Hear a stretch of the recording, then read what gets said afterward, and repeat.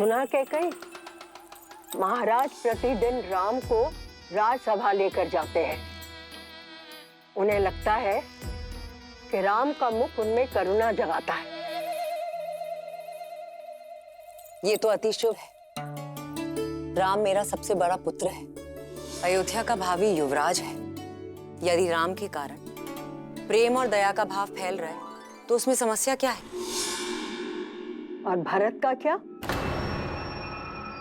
भरत का क्या? भरत राम का छोटा भाई है। राम जैसा तेजस्वी भाई उसका नेतृत्व करेगा और उसके तीनों छोटे भाई उसकी सहायता। ये सोचकर ही मन आनंद से भर उठता है। क्या कर रही हो मंत्रा? सारे केश उखाड़ दोगी क्या? केशों के उखड़ने की पीड़ा है, अपने पुत्र के भविष्य की नहीं। कैकई, राम के पास तो है ना महारानी कौशल्या, पर तुम राम के फेर में अपने जन्मे पुत्र को भूल बैठी हो। कैकई, राम के अतिरिक्त भी कुछ सोचा है? भरत की शिक्षा दीक्षा का समय हो गया है, क्या वो योग्य बन पाएगा? बात तो बिल्कुल सही कह रही हो मंत्रा। हम तीनों माताएं राम के प्रेम में ऐसे डूब जाते हैं कि भरत छोड़ो, अन्य किसी छोटे युवराज के विषय में विचारने का समय ही नहीं मिलता। कैकई मैम, तुम चिंता मत करो, समय रहते मैं महाराज से अवश्य इस बारे में बात करूंगी। कैकई, मेरा पुत्र राम कितना विलक्षण है।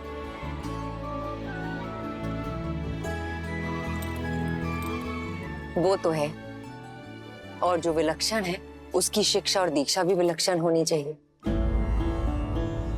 महाराज, राम और उसके भाइयों के गुरुकुल जाने का समय आ गया है।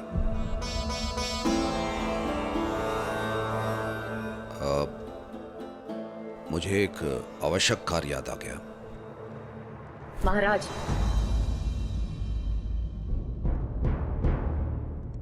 अपनी संतान की शिक्षा से अधिक आवश्यक क्या कार्य हो सकता है महाराज?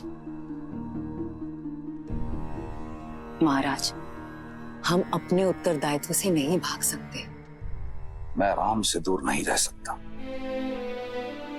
राम का वियोग मुझसे नहीं सहा जाएगा।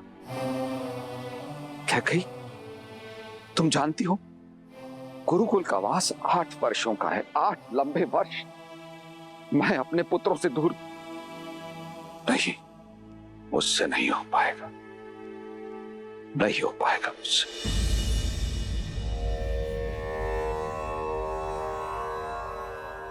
आप भी तो गए थे, मेरा भाई भी गया था। महाराज, हम अपने स्वार्थ के लिए अपनी संतान के भविष्य को नहीं बांध सकते हैं। एक चिड़िया भी अपनी संतान को उड़ना सिखाती है, उसके पंख नहीं काटती। आप बताइए मुझे, समस्या क्या है? हम इस बारे में बाद में बात करेंगे। महाराज,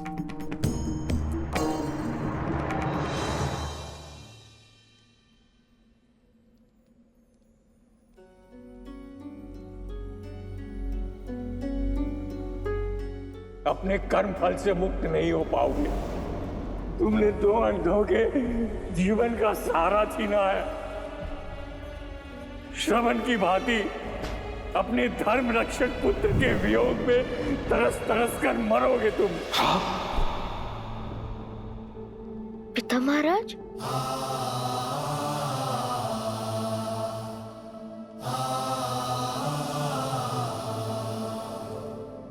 राम,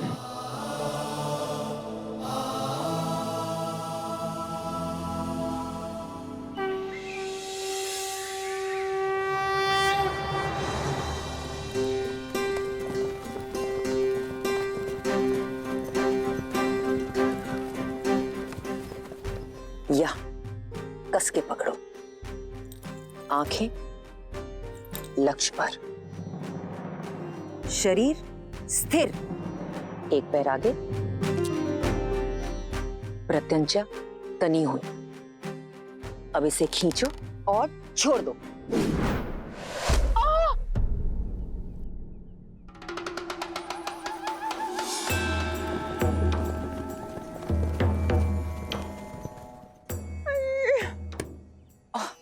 मंत्रा, मर गई। क्या कर रही थी वहां छिपकर? अवश्य चोरी से छुपकर कुछ खा रही थी तुम। नहीं क्या कही, मैं चोरी करने नहीं आई थी, नींद तोड़ने आई थी। लेकिन तुम्हारे इस दुष्ट राम ने ना मेरे प्राण हर लिए। मंत्रा, सावधान, सावधान, जो मेरे राम को दुष्ट कहा।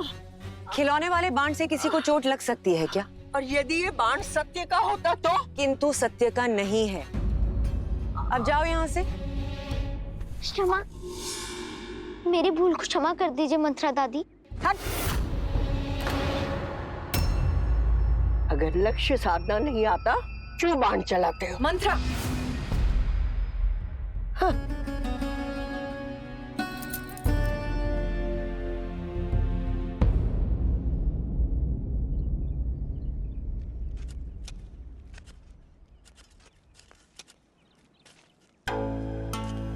आप जानते हैं महाराज, आज क्या हुआ?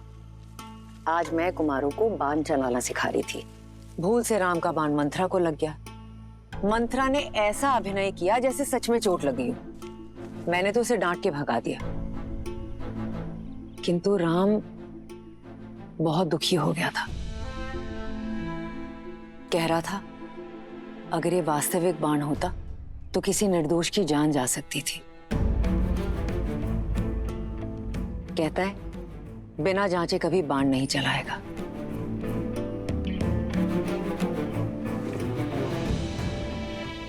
देखा था मैंने वो दृश्य।